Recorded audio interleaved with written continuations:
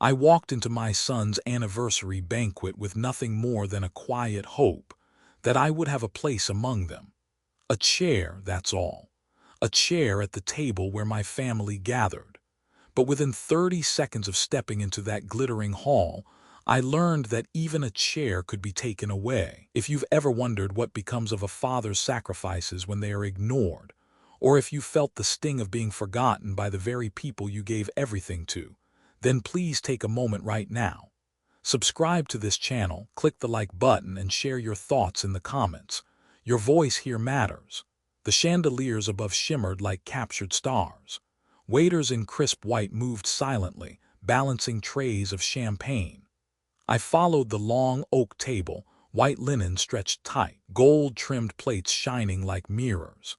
At each seat a card rested neatly, names written in bold script.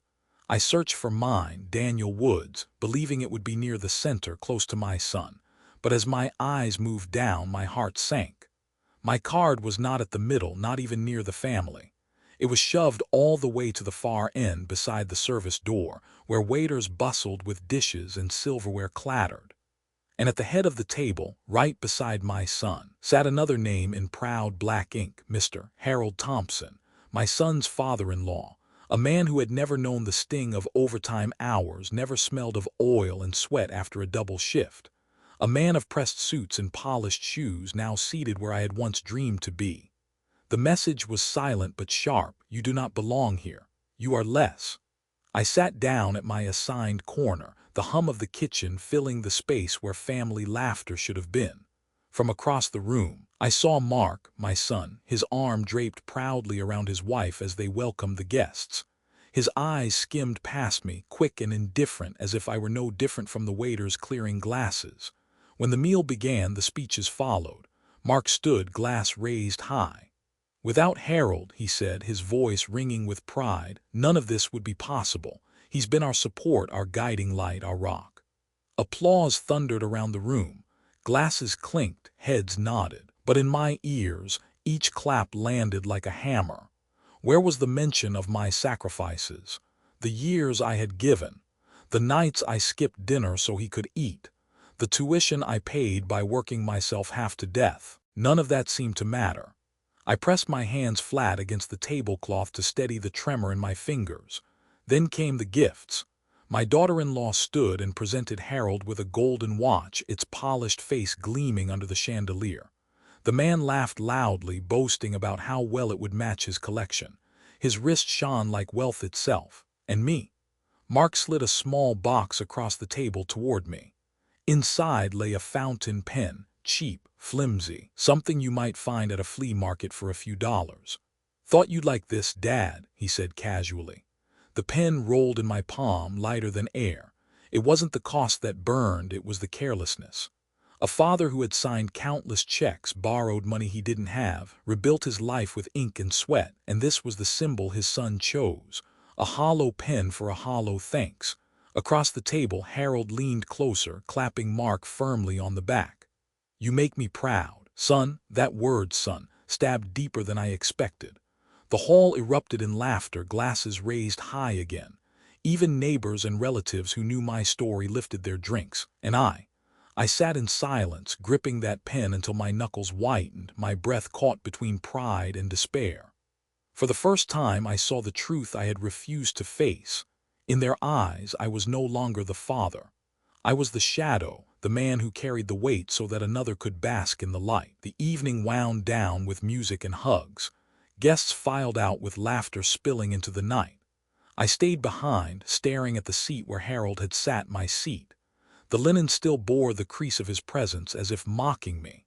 Finally, I rose, reached for my coat, and felt something hard in the inner pocket, an old leather notebook. I hadn't opened it in years. Inside were the records of my life, debts I'd repaid, notes I'd scribbled, sacrifices no one ever knew about. Back home, I placed it on the table, the house quiet around me. My hands trembled as I opened it, flipping through faded ink, torn receipts, and old signatures. Then on one page something caught my eye. A line I had nearly forgotten, a record of a promise I once made and kept for my son. And in that moment, I realized this notebook was no longer just a relic. It was the seed of something much larger, something that might finally change everything. The notebook lay open on the table, its pages yellowed and curled from years of use. My handwriting stared back at me, rows of numbers, names of banks, payment dates that stretched across decades. It wasn't just a ledger. It was my life, recorded in ink. Every sacrifice I had made for Mark was etched here. There were pages about the mortgage I helped him cover when he was only 24, pages about student loans I paid off when he couldn't, and even the old car I bought him so he could drive to job interviews. Line after line, I saw the proof that every step he had taken into adulthood had been on a road paved by my sweat. Yet tonight, in that banquet hall, he had looked past me as if I were invisible. The pen he gave me still lay on the counter, cheap and hollow. I picked it up, rolling it between my fingers. It felt weightless, a perfect symbol for how little my son thought of me now. I closed the notebook and sat back in my chair, the house pressing down with its familiar silence. For years, I had told myself silence was strength, that a father endured quietly because that was his duty. But after tonight, silence felt like surrender. The next morning, I decided to walk through town. The streets were alive with Saturday routines, children riding bicycles, neighbors trimming hedges, Mrs. Patterson waving from her rose garden. They all greeted me kindly, the way people do in small towns, but I felt the weight of last night pressing on my chest. As I passed the corner cafe, I overheard two voices through the open window.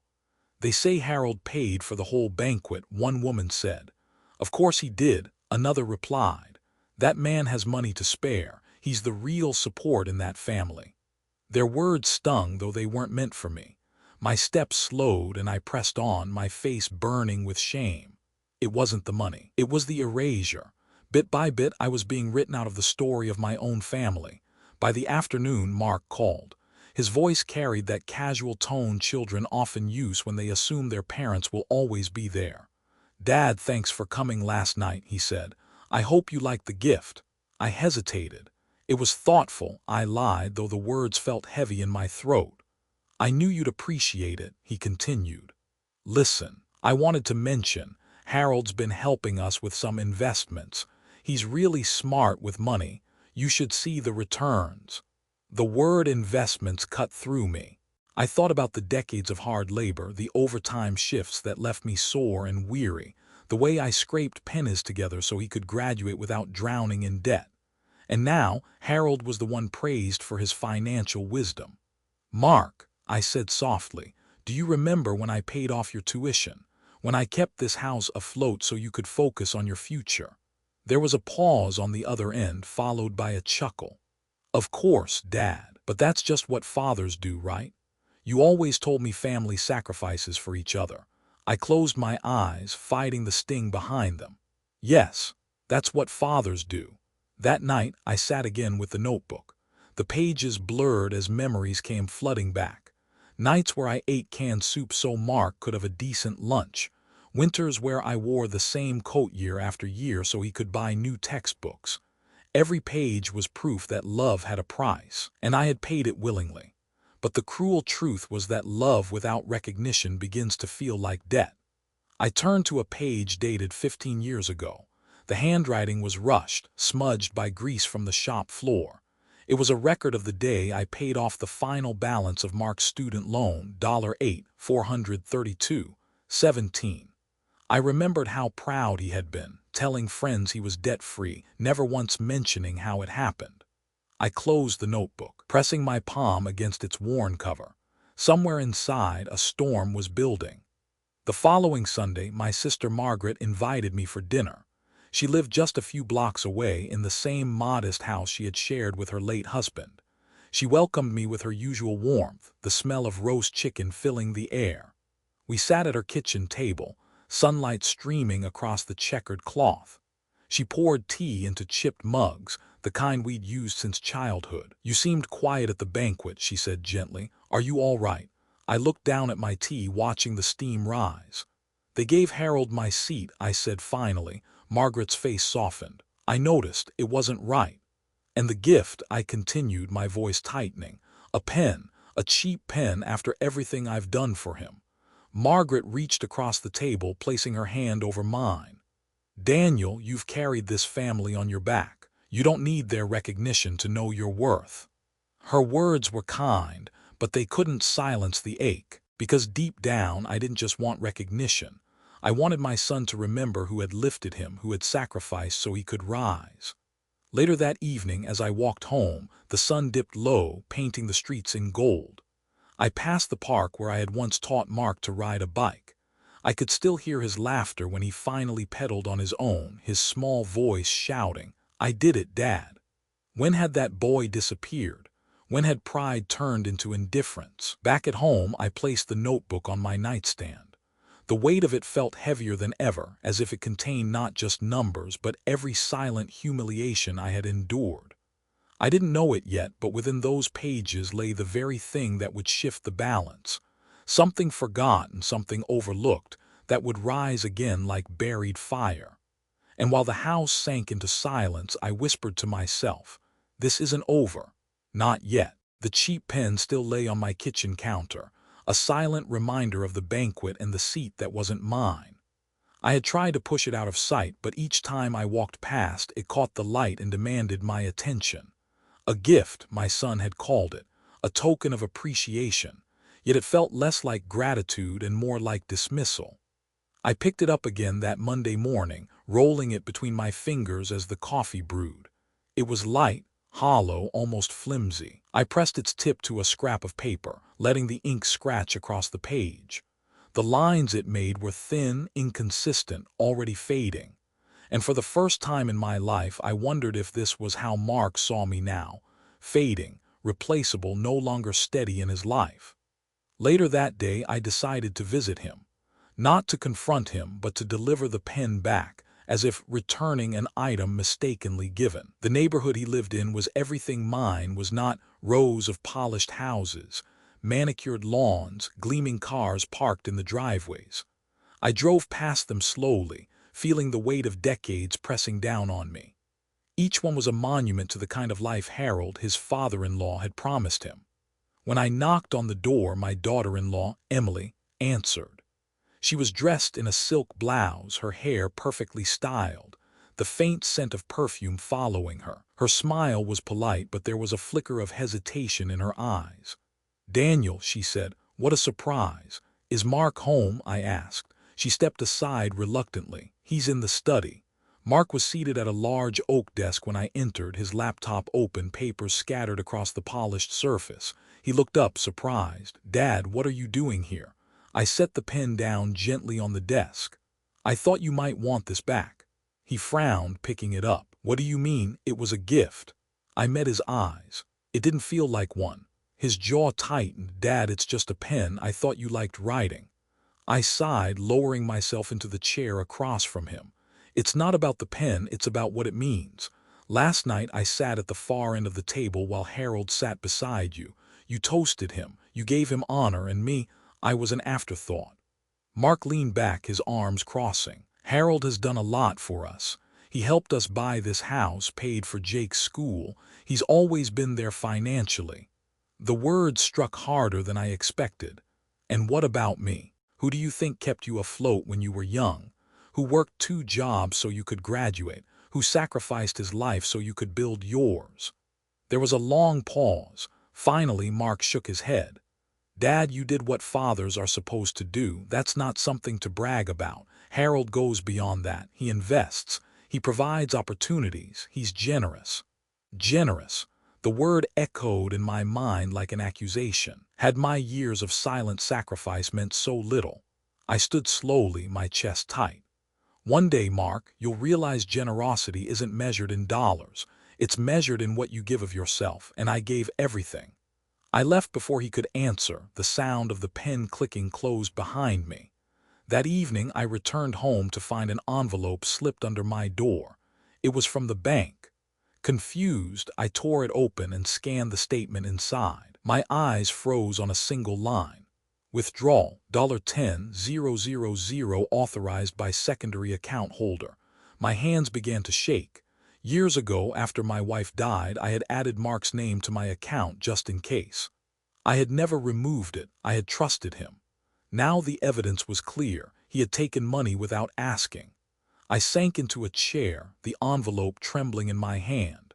The pen on the counter seemed to mock me, as if whispering, "This is what you mean to him, a source, nothing more." The next day I called him. My voice was calm, though my chest burned. "Mark, I saw the withdrawal, $10,000. Why didn't you tell me?" There was silence on the other end. Then he laughed lightly, as if brushing away a small inconvenience. "Oh, that, Dad, don't worry about it. It was for a family investment. Harold is guiding us, and it's going to pay off big, you'll see." "It was my money, Mark," I said, my voice breaking on the word. "No, Dad," he corrected sharply. "It's family money, and Harold deserves to be trusted with it. He knows how to handle things better than you ever did." The word sliced deep, family money, as though what I had earned through decades of broken backs and sleepless nights was now communal property to be spent at Harold's discretion. I hung up without another word, the dial tone echoing like a funeral bell in my kitchen. That night, I opened the notebook again, flipping to the last pages. Among the fading ink and old receipts, I found a note I had scribbled years ago. "Do not forget, every sacrifice is a promise. One day promises demand to be remembered." I traced the words with my finger, my chest rising and falling with the weight of them.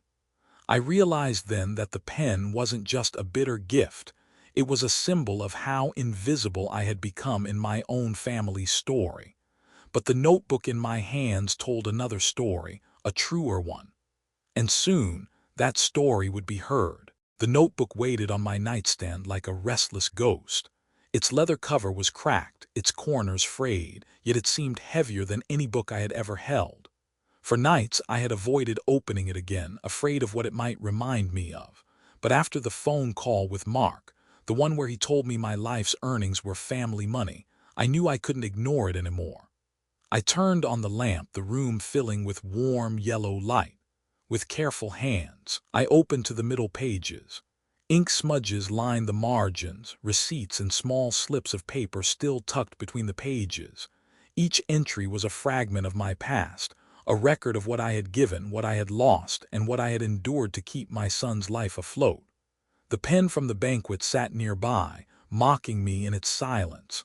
I pushed it aside and bent closer to the notebook. I flipped to a page marked with a paperclip. My handwriting scrawled across the top, "Mortgage Agreement, Johnson Street House." My eyes widened. I had nearly forgotten. Years ago, when Mark and Emily bought their first home, the bank had refused them a loan without a co-signer. They had turned to me. I had agreed without hesitation, even though it meant putting my own financial security at risk. The document tucked inside was more than a reminder. It was the original agreement, signed by all of us, stating clearly that if they defaulted, I would be responsible. And there it was in my own hand, a note beneath the contract, paid in full August 12, 2010. Covered $35,000 balance to save their home. I sat back stunned. It wasn't just sacrifice, it was salvation. Without me, they would have lost that house.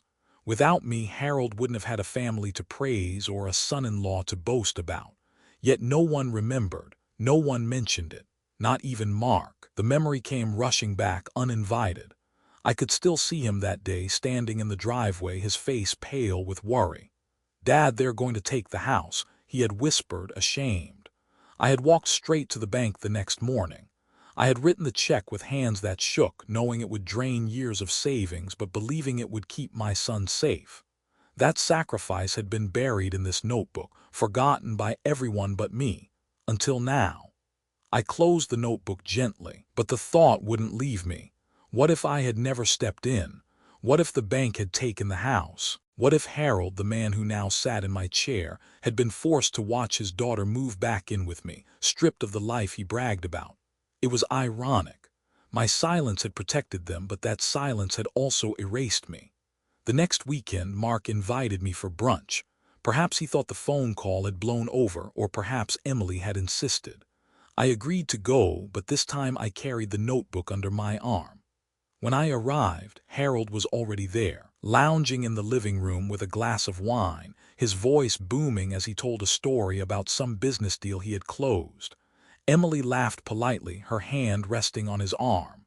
Mark greeted me at the door with a quick hug, though his eyes flickered to the notebook. "What's that, Dad?" "Just something I've been meaning to share," I replied. We sat at the table, plates of eggs and toast arranged neatly. For a few minutes the conversation was pleasant, but beneath it, a current of tension hummed. Finally, I placed the notebook on the table and opened it to the page marked mortgage agreement. "I want you to see something," I said. Emily leaned closer, curiosity in her eyes. Mark frowned. Harold sipped his wine, unimpressed. "This," I said, tapping the document, "is the original mortgage agreement for your first house. Do you remember who signed it with you?" Mark's face stiffened. "Dad, we don't need to." "It was me," I continued, my voice steady. "When the bank refused you, I stepped in. And when you couldn't pay, I covered the remaining $35,000. That's the only reason you still had a roof over your heads." The room fell silent. Emily blinked, startled. Harold shifted uncomfortably in his chair, his confident smile faltering. Mark opened his mouth, closed it, then finally muttered, I didn't ask you to do that." I leaned forward. "No, you didn't, because you didn't have to. That's what fathers do. We see the storm coming and we take the hit so our children can stay dry. But don't you dare tell me Harold is the one who built this family. Don't you dare forget who saved you when you were drowning." The words hung in the air like smoke. For the first time in years, I saw doubt flicker across Mark's face. Emily looked down at her plate, ashamed. Even Harold had no clever reply. I closed the notebook, sliding it back under my arm. "This is only one page," I said quietly. "There are dozens more, each one a sacrifice you've forgotten, but I haven't." Then I stood, leaving my untouched plate behind. Back in my car, I sat gripping the steering wheel, my heart pounding. Part of me wanted to feel vindicated, but another part of me felt only exhaustion. It wasn't supposed to be a war. A father shouldn't have to prove his love with receipts. But if they wanted to erase me, they would now know. I carried the record of truth. As I drove away, the notebook on the seat beside me, I knew this was just the beginning. The brunch confrontation should have left me satisfied. I had finally spoken the truth, placed my sacrifices on the table where Harold's wine glass had once rested. For a moment, I even saw shame in my son's eyes, but shame is fleeting. By the time I got home, the doubt crept in again. Was it enough? Would they remember tomorrow, or would Harold's laughter drown my words out once more? That night, I brewed coffee and sat down at my kitchen table, the notebook open in front of me. Its pages whispered of the past, but something inside me insisted I look at the present. My hand reached for the drawer where I kept my most recent bank statements. I pulled them out, the crisp white sheets stacking against each other like a jury preparing its verdict. I scanned the first page, routine expenses, groceries, utilities, gas. The second page, another withdrawal, larger this time, $13,000 premium travel services. My stomach dropped. It wasn't the first withdrawal I hadn't made, but this was different. The amount was staggering enough to rattle my careful retirement planning. I checked the date. It was just 1 week before the anniversary banquet, and then it struck me. The cruise tickets, the lavish gift Harold had received, the Mediterranean voyage that my daughter-in-law had praised as once in a lifetime. They hadn't paid for it, I had. I gripped the statement so tightly it crumpled in my hands. The coffee beside me went cold. My pulse hammered as I picked up the phone and dialed my son's number. "Dad," Mark answered, his voice casual as though nothing had happened. $13,000, I said, my voice low but sharp. "Premium travel services, care to explain?" Silence on the line, then a laugh, light, dismissive. "Oh, that. Yeah, we booked Harold a cruise. It was Emily's idea." "Don't worry, Dad. It was a family expense. He deserves something special for all he's done." My chest tightened. "You stole from me." "I didn't steal anything," he snapped, his tone hardening. "You've always said family money is for family needs. Harold has supported us for years. He's practically saved us." "I saved you," I shot back. Do you even remember who paid your loans, who kept you in school, who covered the mortgage when you were drowning? That was your job. Mark shouted. That's what fathers are supposed to do. Harold goes beyond, he invests, he provides, he builds. The words slammed into me like a fist. My own son, dismissing decades of labor, framing my sacrifices as obligations while glorifying Harold's generosity. Mark, I whispered, my voice breaking, I buried your mother alone, I raised you alone. I worked 60 hours a week so you could have a future, and now you steal from me to honor another man. There was no pause this time. His voice was ice. If you can't understand, maybe you shouldn't be part of our lives anymore. The line went dead. I sat in the silence of my kitchen, the phone heavy in my hand.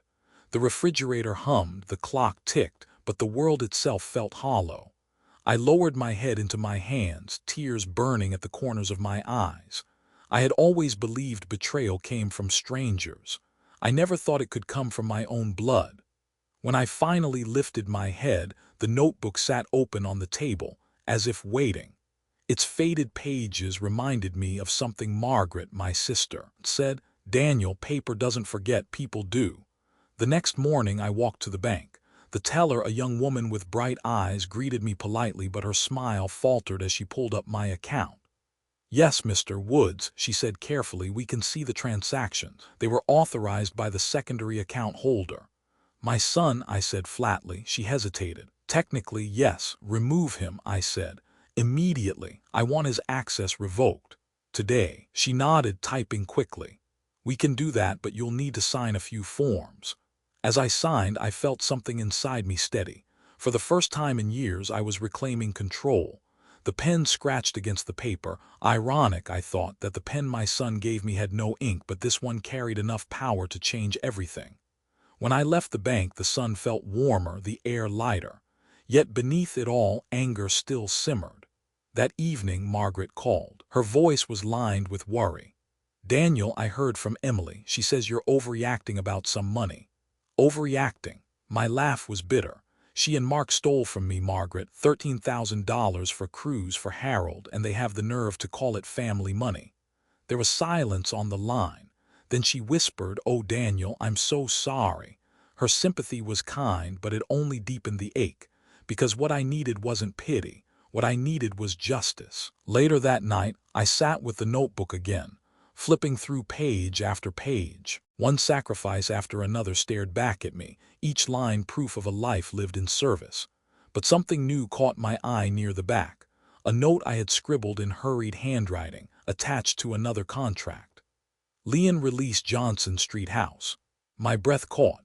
It was the document that proved I had not only co-signed their mortgage but fully paid it off. The house they still lived in, the house they praised Harold for helping them upgrade from, existed because of me. The irony was staggering. The same son who told me my sacrifices were nothing now lived in a house built on those very sacrifices. And in my hands I held the paper that proved it.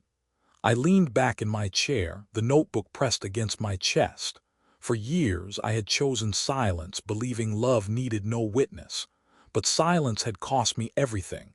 My seat at the table, my dignity, even the recognition of being a father.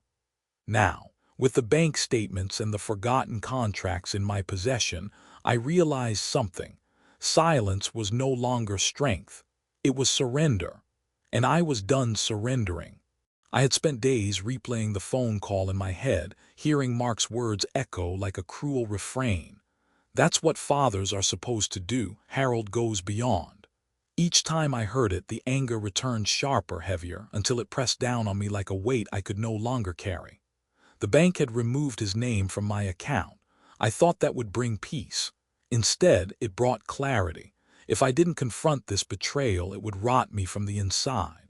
So, one evening I picked up the notebook, tucked it under my arm, and drove to their house. The neighborhood was quiet, the kind of quiet that money buys. Lawns trimmed to perfection, porch lights glowing like soft lanterns. Their house stood proudly among the others, all brick and glass, its driveway boasting a car I knew they couldn't afford without help. My help, though they'd never admit it.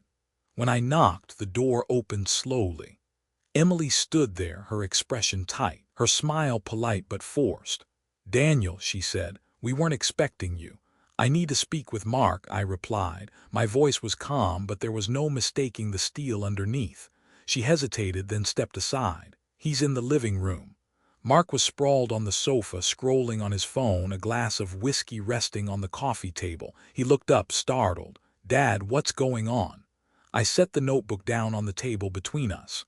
"We need to talk." He shifted uncomfortably. "If this is about the money—" "It is about the money," I cut in. "And about everything else. Sit up and listen."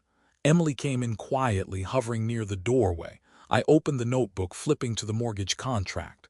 "Do you remember this?" I asked, sliding the page toward him. He glanced at it, his brow furrowing. "What is this supposed to be?" "It's the agreement from your first house," I said. "The one you and Emily couldn't afford. The one the bank wouldn't approve without me. I signed for it. And when you couldn't pay, I covered the remaining balance, $35,000. That house existed because of me." Mark's face tightened. Emily's eyes flickered with shock. "You never told me that," she whispered. Mark shot her a look, then turned back to me. "Why are you bringing this up now? That was years ago." "Because you've forgotten," I said, my voice rising. "You stand there praising Harold, calling him your rock, while the truth, the real sacrifices, lie buried in this notebook. I saved you, not him, me." Mark slammed his phone down. "Dad, enough, you're twisting this. Harold has been here for us in ways you never were. He gave us opportunities you couldn't." My chest tightened. "Opportunities? Mark, I worked 60-hour weeks so you could even have a future to build on. I broke my back in that garage, came home too tired to eat, too tired to sleep, just so you could have books, tuition, meals. Don't tell me Harold gave you opportunities. I gave you life." Emily stepped forward. "Mark, he's right. I didn't know about this. How could you not tell me?" Mark's face reddened. "Because it doesn't matter. He's my father. That's what he was supposed to do. I don't owe him a medal for it." The words sliced deeper than any knife. For a moment, silence filled the room. Then I leaned forward, my hand pressing against the notebook. "You don't owe me a medal," I said softly. "But you owe me respect, and you owe me honesty. Instead, you stole from me. You emptied my account to fund Harold's cruise, and then you looked me in the eye and called it family money." Emily gasped. "What?" Mark turned sharply to her. "It wasn't stealing, it was—" "Don't lie," I snapped. "I have the bank statement. You signed it. You took it." The room froze. Emily's hand flew to her mouth. "Mark, tell me he's wrong." He opened his mouth, but no words came. That was the twist. The moment I realized this wasn't just my confrontation, it was his unmasking. Emily's trust in him cracked in front of me, and I hadn't even planned it that way. She turned to me, her voice shaking. "Daniel, I had no idea. I thought Harold bought that cruise himself." I nodded slowly. "So did I, until I saw the truth." Mark stood abruptly, his chair scraping against the hardwood. "This is ridiculous. You come here, waving your old notebook around, trying to make me look like a thief in front of my wife. You're pathetic." I rose to my feet, meeting his glare. "No, Mark, I am your father, and I will not let you erase me from my own story." The air between us was sharp, brittle, ready to shatter. Emily's eyes darted from his face to mine, torn between loyalty and truth. Finally, I picked up the notebook and held it tight against my chest. "I didn't come here to beg. I came here to remind you of who I am. You may have Harold's money, his promises, his gifts, but you will never have another father. And one day, you'll realize which is worth more." I walked out before he could answer, the door slamming shut behind me. The night air hit my face, cool and sobering. My hands shook, not from fear but from release. For the first time in years, I had spoken without restraint. Back in the car, the notebook lay beside me on the passenger seat.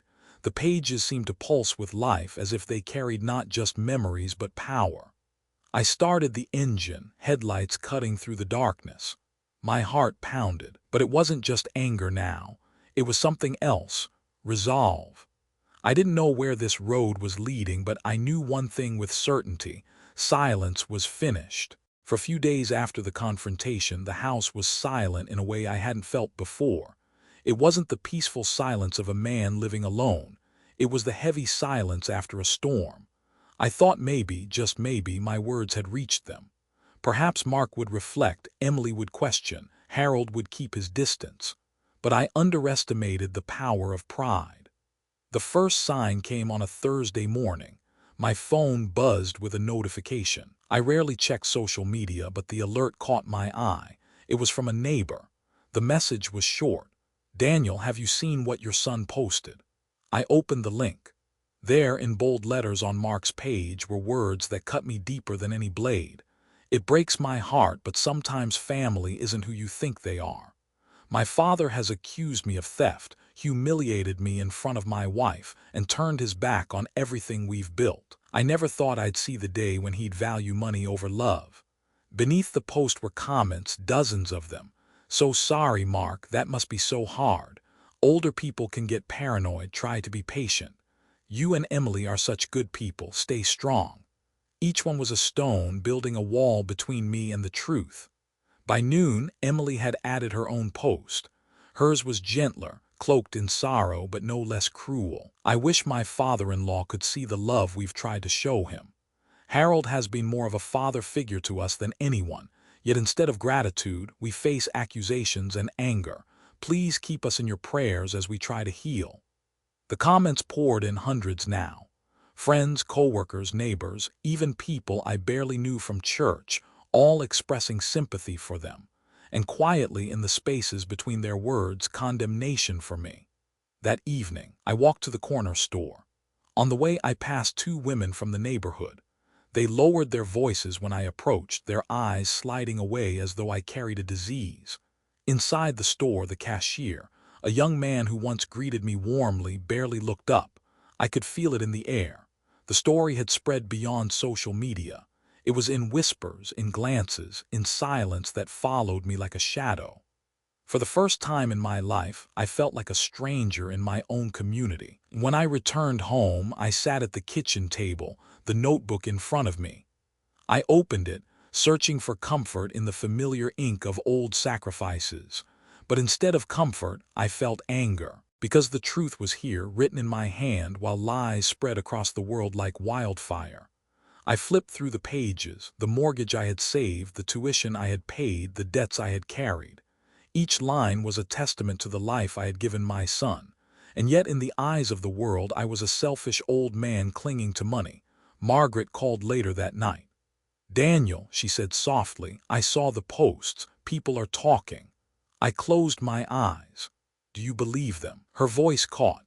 "Of course not. I know you. I know what you've done. But Daniel, they're painting you as the villain, and people believe stories more than they believe facts." Her words echoed in my mind long after the call ended. The next morning, the doorbell rang. I opened it to find a folded newspaper on my step. My hands trembled as I read the headline: "Family Rift Over Finances Sparks Community Debate." The article wasn't long, but it repeated the story Mark and Emily had told. No mention of the mortgage, no mention of the bank withdrawals, only a portrait of a bitter old man unwilling to let go of control. I set the paper down, my chest tight, my breath shallow.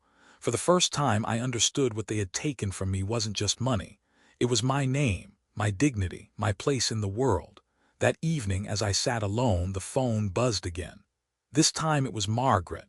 Her voice was urgent. "Daniel, listen. I spoke with Harold's father, William. He saw everything at the banquet. He knows what really happened with that lottery ticket and the way they treated you. He wants to meet."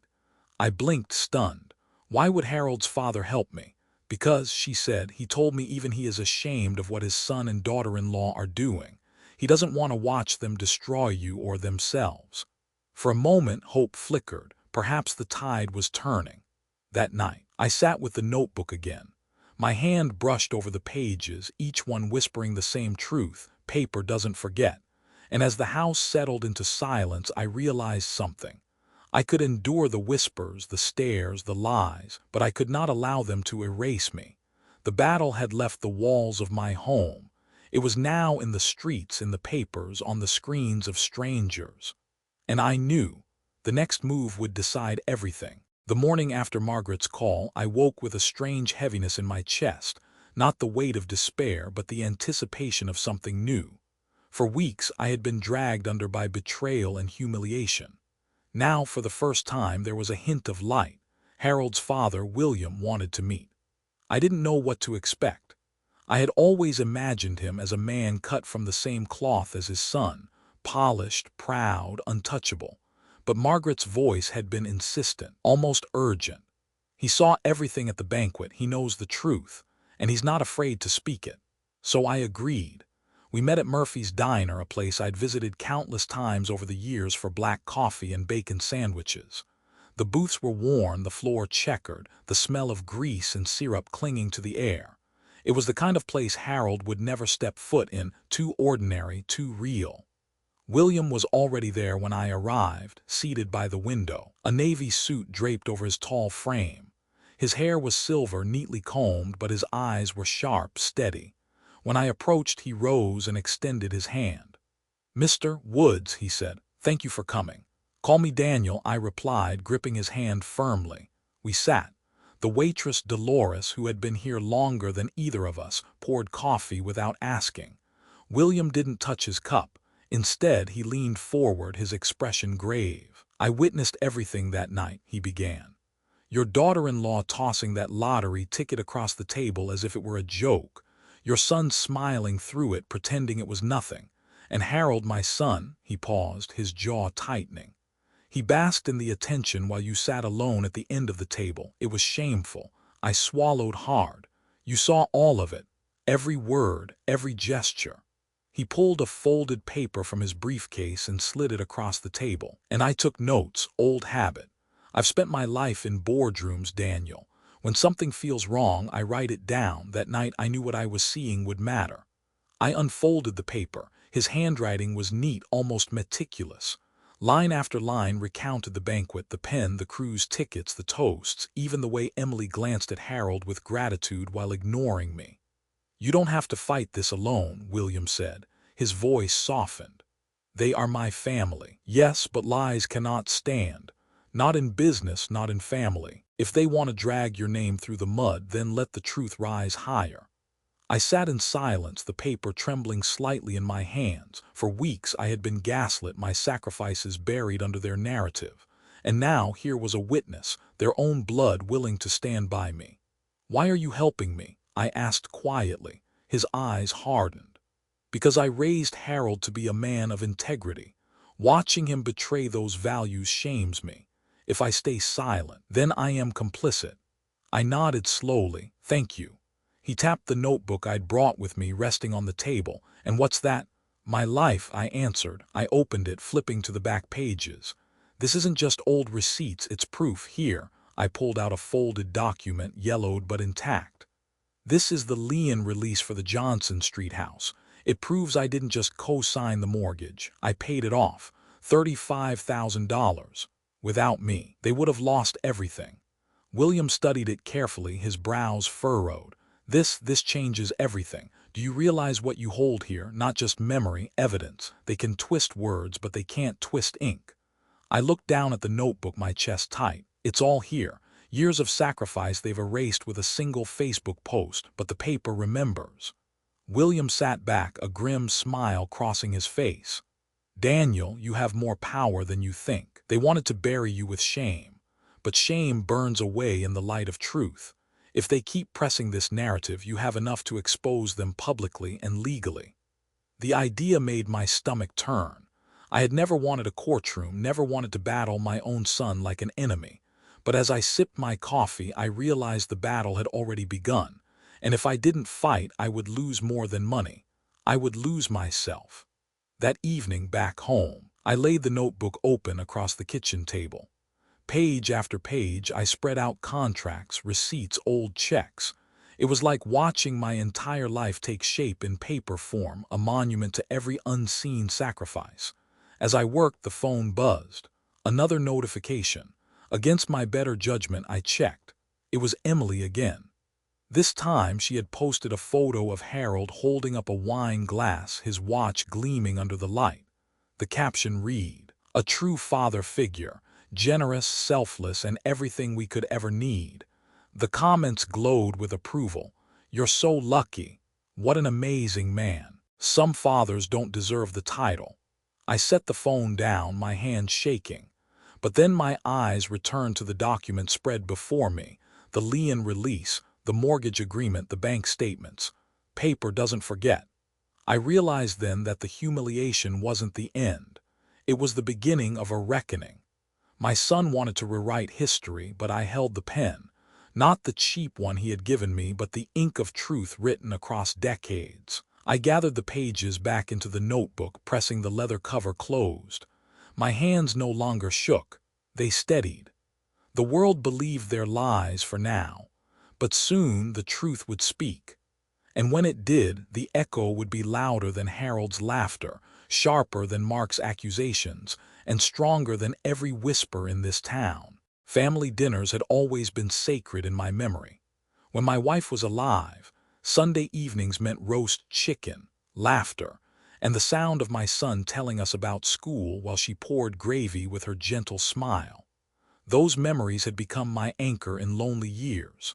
But the dinner I was about to attend was nothing like that. It wasn't warmth I walked into, it was a battlefield. Mark and Emily had invited the extended family for what they called a reconciliation dinner. At least that's how the invitation sounded, but I knew better. With Harold at their side, this was another stage, another performance to cast me as the bitter old man while they paraded Harold as the hero. I went anyway, not out of hope, but out of resolve. The notebook was tucked beneath my arm, its weight heavier than any weapon. The house was glowing with light when I arrived. Through the windows I could see relatives gathered around the long dining table, plates of food steaming, glasses raised. My heart tightened. Once I would have been proud to walk in. Now I walked in carrying evidence. "Dad," Mark said, his smile polite but cold. "Glad you could make it." Emily kissed my cheek quickly as though fulfilling an obligation. Harold, of course, was already seated at the head of the table, his wine glass gleaming. He nodded at me with smug acknowledgement. I took the empty chair at the far end, the place I had come to know too well. But this time, I didn't sit in silence. Dinner began with small talk, strained laughter, the clatter of forks. Then Harold lifted his glass. "To family," he declared, his voice booming. "To loyalty, generosity, and the bonds that hold us together." Applause rippled through the room. Eyes turned toward him, admiration thick in the air. And that was when I stood. The room quieted, all eyes turned to me. My hand rested on the notebook. "I'd like to add something," I said, my voice steady. "If you'll allow me." Mark shifted uncomfortably. "Dad, maybe now isn't the time." "No," I interrupted. "Now is exactly the time." I opened the notebook and slid a page across the table. It was the lien release for their first home. "Do you see this?" I asked, my voice rising slightly. "This is the document that proves I paid $35,000 to save Mark and Emily's house. Without me, they would have lost it. Without me, this family wouldn't be sitting here tonight in comfort." A hush fell. Emily's face paled. Mark's jaw tightened. Harold's smug smile flickered. I flipped another page. Bank statements, withdrawals, the cruise. "And this," I continued, laying the papers down one by one, "shows where $13,000 disappeared from my account to pay for Harold's vacation. A gift that was paraded in front of me while I sat at the end of the table, handed a $2 pen as if that was all I deserved." Gasps broke around the table. My sister Margaret leaned forward, her face lined with anger and sorrow. My nephew Tommy whispered, "Is this true?" Emily covered her mouth. "Mark," she whispered. Mark rose to his feet, his voice sharp. "Stop this, Dad. You're trying to humiliate me in front of everyone." I met his eyes, unflinching. "No, Mark, you humiliated me when you stole from me, when you erased me from your life. Tonight I'm not here to shame you. I'm here to remind you of the truth." The table was silent. Even Harold's voice, so quick to boast, was gone. Then came the breaking point. Harold leaned back in his chair, his voice oily. "Daniel, let's be honest. You've lived small. You've saved pennies while others built wealth. My contributions to this family far outweigh a few old checks you wrote years ago." My hand tightened on the notebook. "Your contributions?" I asked quietly. "Yes," he said smoothly. "I've elevated them, private schools, memberships, opportunities. That's what real fathers do." The words ignited something inside me. My chest burned, but my voice was clear. "No, Harold, real fathers work through the night so their children can eat. Real fathers sacrifice without applause, without gifts, without recognition. Real fathers bleed in silence so their sons can stand. And you, I pointed at him, my voice shaking with fury, you are nothing more than a thief basking in another man's labor. The room erupted. Gasps, whispers, Margaret's eyes shone with tears. Even Emily leaned back, stunned as though seeing Harold for the first time. Mark's face was red with rage. "Enough," he shouted. "You've ruined this dinner, you've ruined everything." I closed the notebook, pressing it to my chest. My voice dropped, but it carried across the room. "No, Mark, what ruined this family wasn't me. It was the moment you chose to forget who carried you when you couldn't walk. One day, you'll look back and realize the man you called your father was sitting in silence at the end of the table, waiting for you to remember." I pushed back my chair. The legs scraped the floor like a gavel striking. Without another word, I turned and walked out. The night air was cold, but it cleared my lungs. I walked slowly down the driveway, the voices of my family rising behind me, confusion, anger, shame, but I didn't turn back. For the first time, I wasn't leaving in defeat. I was leaving with my dignity. The notebook was heavy in my arms, but it no longer felt like a burden.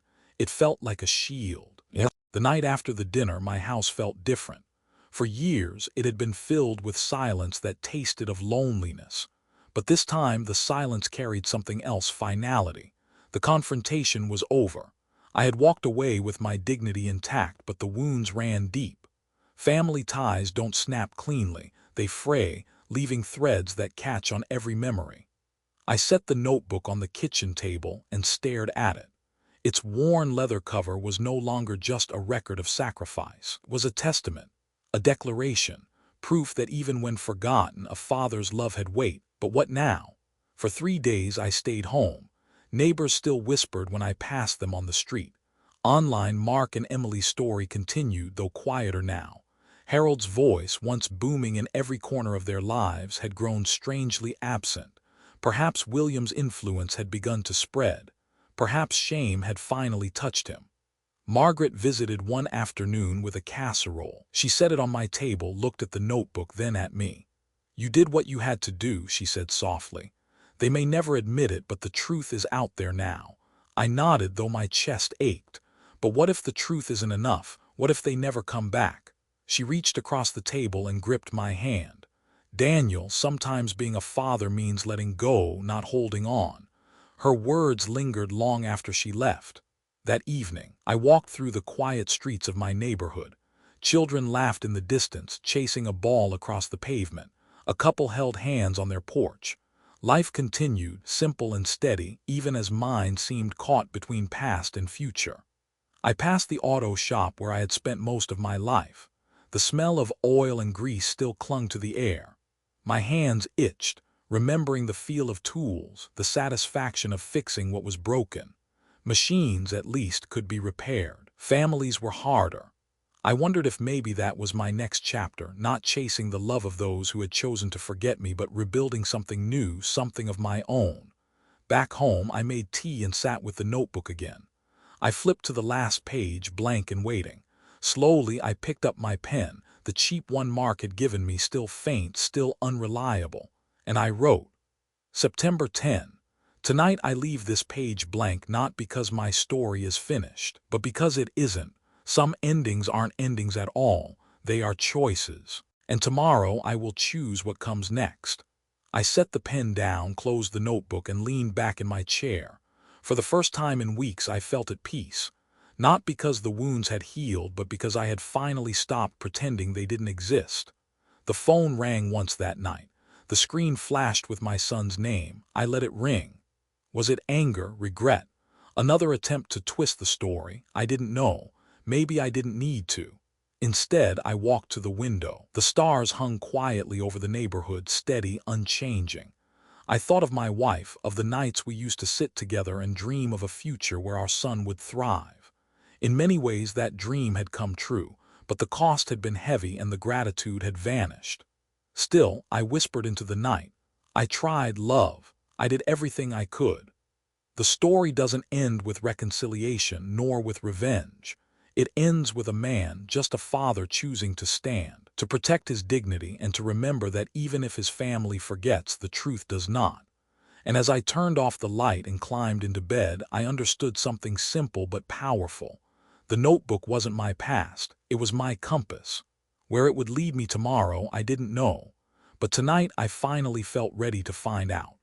Thank you for staying with me through this story. If you felt the weight of this father's journey, his sacrifices, his humiliation, and his quiet strength, then I'd love to hear your thoughts. Share your feelings in the comments.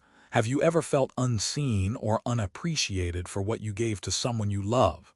If this story touched you, please like the video, subscribe to the channel for more powerful stories, and share it so others can reflect on it too. Your support means more than words can say. Until the next story, thank you.